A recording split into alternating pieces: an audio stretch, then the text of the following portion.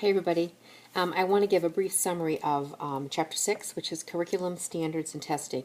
I did another sort of a walkthrough of the Blackboard site for this week and took you to those links for the main standards for Common Core State Standards, the main learning results, as well as the Smarter Balance Assessment practice test. So you'll have that sort of narration to help you navigate this week as well.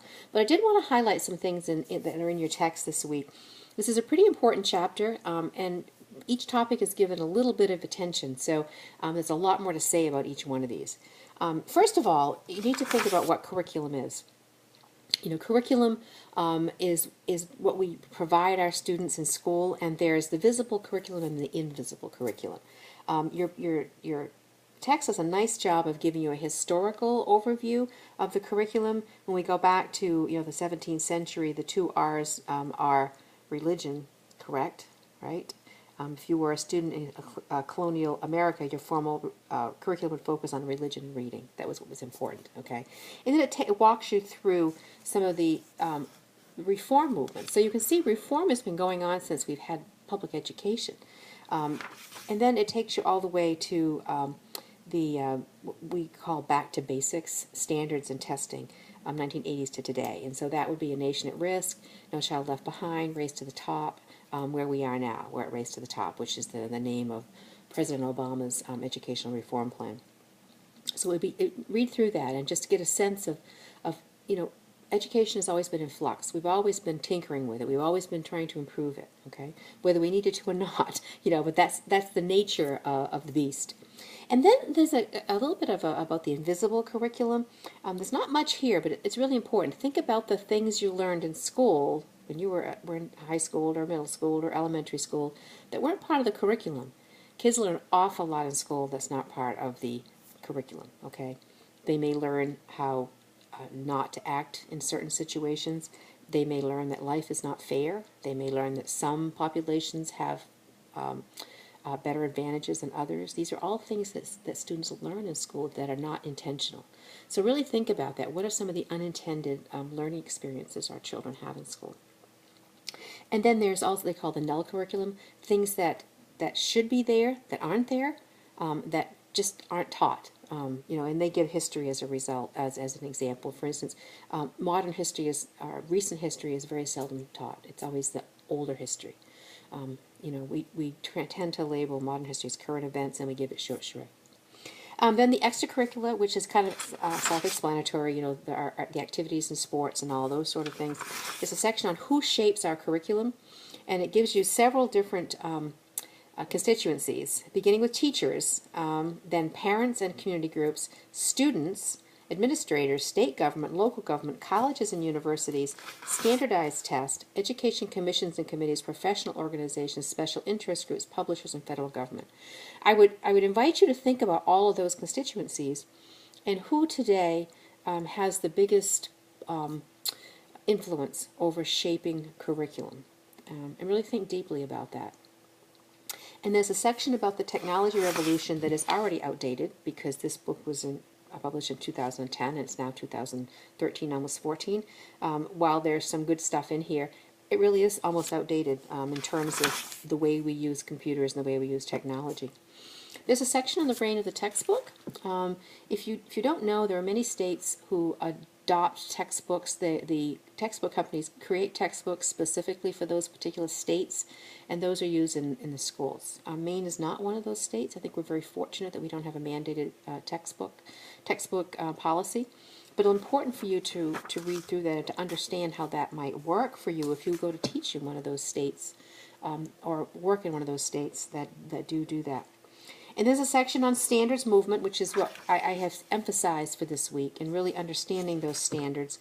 They've given you some selected state content standards. These are not Common Core state standards. They're not Maine standards. In fact, I think I don't even know whose standards they are. They just say selected. It'll be important for you to read what your text says about this, but it's also going to be important for you to explore those links I've given you on Maine standards. If you're not from Maine and you want to explore the state in which you live, that's fine as well. I think you're going to find Common Core state standards are pretty prevalent. I think the only states that don't have them are Virginia, Alaska, Texas, and one other that I can't remember. There's a section on No Child Left Behind. We've lived through No Child Left Behind, and we're coming out on the other side of that now into Race to the Top. But it'll be important for you to understand this testing frenzy. I think if you're parents, you've probably been part of that as well. Let's see, what else do we have here? There's a section on reasons why standardized tests are not working. I think we could all probably make our own argument for that in terms of our own experience with standardized tests and our students and our children's experience with that. As pre-service teachers, you are subject to 3 standardized tests: the Praxis Core, Praxis 2, and the Principles of Learning and Teaching. If you're going on to grad school, you're subject to the GREs. If you're going on to law school, you're subject to the LSATs. There are standardized testing for almost everything these days. I obtained my national board certification back in 2007, and I had to sit for standardized tests for that, in addition to a portfolio performance task, but I also had to sit for a standardized test. So standardized tests are prevalent in our society, and there are some good things about them. You get good, clear data, but data can be manipulated like anything, any research. So it's important to be able to look at this critically, and that's what I'm asking you to do. There's a profile in education on Alfie Kohn. Alfie Kohn is an interesting person, and I would invite you to read that yellow page with the orange border. And if you feel inclined, you might look at his website, and you might even look at some of his books. I've read most of his books. He's very radical, very to the left. I agree with many of the things he has to say, but I question some of them as well. I think it's important to keep a critical eye on things. But I would invite you to think about what he has to say. Alternatives to high state testing. I'd like you to think about that as well. Performance task, portfolios. In teacher preparation, it's the portfolio is the performance task. Your student teaching, observations.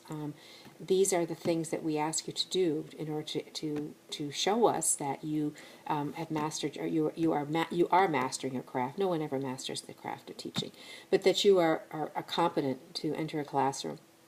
The state, however, insists on the standardized tests. There's some tension points in curriculum today. One of the biggies is intelligent design versus evolution, and you should read about that. Censorship, lots of censorship going on in curriculum these days. And then cultural literacy or cultural imperialism. So, this idea that E.D. Hirsch wrote a book called Cultural Literacy, in which he argued that there was this body of knowledge that we all needed to know.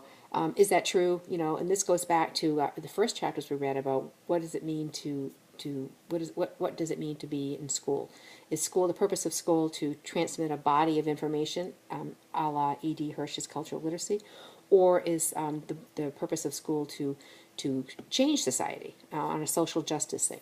So read about that. Now, there's a section about the Sabertooth curriculum, which is kind of interesting, and what it says is that are we designing curriculum that's destined for to be obsolete? I'm sorry, Sunday morning I can't talk very well. And when you think of the technology now, it's pretty true that we are preparing students for jobs that we don't even know exist. They don't exist, and we don't even know what they are.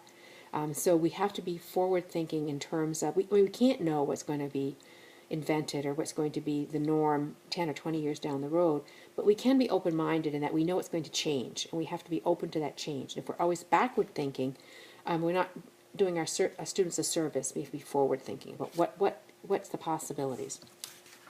There's a nice section on new directions for the curriculum that I don't know why they say the new directions. For me, this has always been an inherent part of curriculum. Critical thinking, metacognition, critical pedagogy, financial literacy, physical fitness. For me, these are things that should be there anyway, even though they're calling them new directions. And then there's a final section called Enduring Lessons. They put 5 enduring lessons that we should keep in mind as we think about curriculum and reform and standards and assessment. And those are: understand our roots, know where we came from, know what our culture is, know what our educational culture is, but celebrate others as well. Encourage individual talents and contributions, focus on the individual student instead of the whole, and then promote purposeful lives. And I think that last one for me is very important. What is our purpose in educating our students? Is it to give them a body of knowledge? Yes, we want them to be able to add two and two. We want them to be able to read a text. We also want them to lead purposeful lives. So I leave you with that. It's just a little short overview of this chapter. Again, it's an important one, even though it's, again, I could almost see, an entire course on one aspect of this chapter because it is so important. And that's it. So have a great Sunday.